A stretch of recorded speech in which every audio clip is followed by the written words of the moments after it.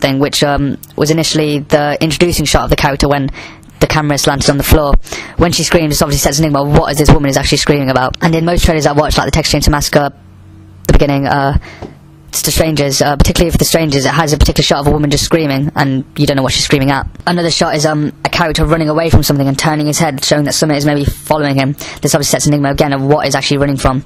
In the Texas Chainsaw Massacre, the beginning trailer, they show and in the Halloween trailer, they show particular characters just running away from something, and you have no idea what they're running from, but obviously you probably do know that they're running away from the killer. Another shot that I used is a knife being shown that is being played around with. This is a good idea to show what the killer's answer the question of the audience of what the killer is actually using for a weapon choice, and also represents the idea that it is a slasher film. This is done in the Texas Chainsaw Massacre, Halloween, and The Strangers, as they have particular close-ups of the shot itself of the weapon used in the film. Another shot is a male character jumped to his knees. This shows that the killer has overpowered the character, and his frustration is shown with this when this action commences. The use of people being like so dominated, being over-dominated, is used in every single trailer that I've watched. The Scream 4, there's a particular shot when a character just gets so frustrated and just drops, basically. Another shot is a character particularly looking around in confusion. This obviously would confuse the audience as well. This obviously shows that also the killer is hidden, and what is and what am I actually, like, well, not particularly me, but what is the character doing in the actual shot. In most trailers, as I've said before, they've all used particular ideas of the killer being hidden, and the audience, the character's just walking around like mindless sheep. Another shot, though, is me showing the killer itself, but not fully. You can only see the back of his head, and he's picking up his mask, and the shot's cut through slightly in every single aspect. So I'll show a shot of the killer picking up his mask, then I'll show a couple more shots of the victims, and then I'll show the killer putting on his mask in another shot, and it shows continuity. In most trailers that I watched, The Strangers, Halloween, Texas Chainsaw Massacre, they all show the killer, but he's not fully shown. He's also shown in darkness, and so it adds that sense of mystery, and I tried to do that as well. A few shots that I used in my trailer was a particular character running away from something and tripping over. That's obviously the idea of he's been tripped over and he's on an undominant position. In the Texas Chainsaw Massacre, there's a particular character when a character's running through a field and he's caught by something and he basically drops. This is what I tried to use the same idea, to be honest. I believe it worked quite well. The character that dropped also is on his knees and he's crawling away from it, and he's looking directly at the camera with fear in his eyes, which basically shows that the camera is the killer itself, and it just shows that sense of enigma of what is going to happen to this character. One of my few final shots is the killer itself turning his head around, and just before you see his face, the camera cuts and it says Silent Massacre, the actual title, which is a good sense of fear because you can't fully see the killer's face, which obviously sends that ultimate sense of mystery, which is a main horror convention. Previous shot of the tree and the sun blaring through it is used again right at the end, except I've got the killer standing there, but even though you can see his face, it's not fully clear as the shadow is just marking his face completely, so you still sense a sense of mystery. This is used in Texas Chainsaw Massacre quite frequently, as the killer's obviously face is just completely covered, but the darkness in it just sets it out completely. Use an idea from the Halloween poster, as you see the killer standing there looking over someone. I tried to do that as well, as that shot as the killer's looking down at something, but you don't know what he's looking down at, which obviously sets that sense of enigma. So I've concluded that enigma is the main sense used in a teaser trailer, because that obviously sends that mystery and asking questions of what is happening. So the audience will ask these questions, and these questions are going to be answered by watching the actual film itself. Music side that I've used in my trailer is a slow piano sound in the beginning, and then as soon as the quick fire shots come in, it quickens up with big banging noises, and also when introducing the characters, use a heartbeat, which adds some intensity and suspense.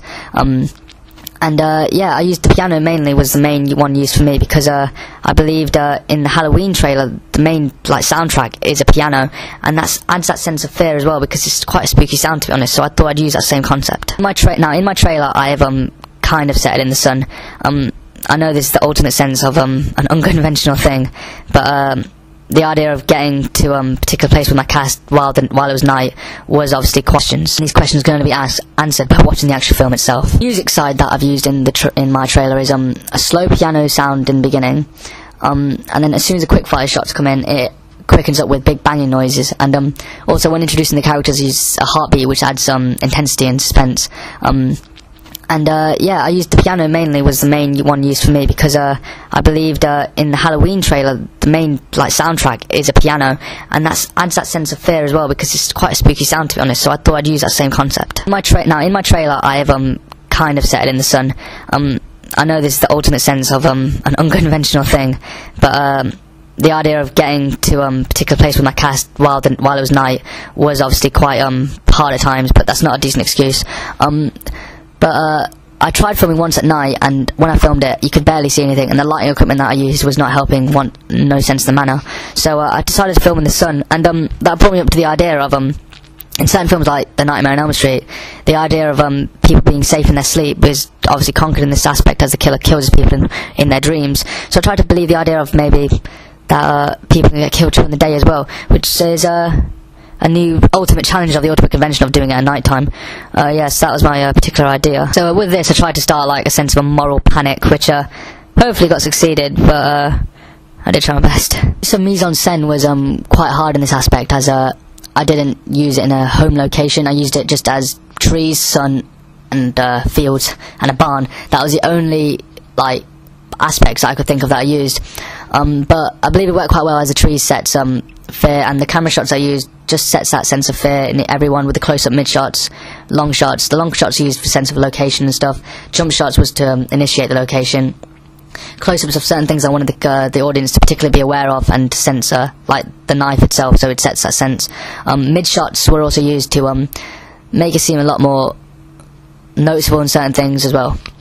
The length of the trailer itself is 49 seconds, and most trailers that I watched, it was they're about a minute to 50 seconds, 50 seconds a minute long, to be honest. So I believe I followed that convention and not challenging it whatsoever, to be honest, because it is considered to be a teaser trailer. For question 2, the question was, how effective is the combination of your main product and auxiliary texts? For this particular question, I split my answers into 6 particular categories. One of them was the location, the costumes used, the actors used, the setting used, the institutions that I've used, the tone that I've used, and the particular text that I've used as well. For my location, in my poster and website, so with my poster and website, for question 2, the question was, how effective is the combination of your main product and auxiliary texts? For this particular question, I split my answers into 6 particular categories. One of them was the location, the costumes used, the actors used, the setting used, the institutions that I've used, the tone that I've used, and the particular text that I've used as well. For my location, in my poster and website, so with my poster and website, I used, for the location, I had a field in the background with the sunset in the back and the moon in the top, obviously. This obviously set up a lot of isolation for myself, and in my actual trailer, I do have the field in a couple shots, sorry, in my trailer. I have it in 2 shots, which obviously sets that consistency. But in my poster website, I do not have a picture of the barn. I didn't actually think that the barn was that relevant, because in the poster website, no one could obviously set a sense of narrative with this random barn, so I could only use that in the actual trailer itself. But the use of the lighting as well in the location is used in my trailer quite a few times. I have one shot that's done in a particular dark time, sunset type scenario.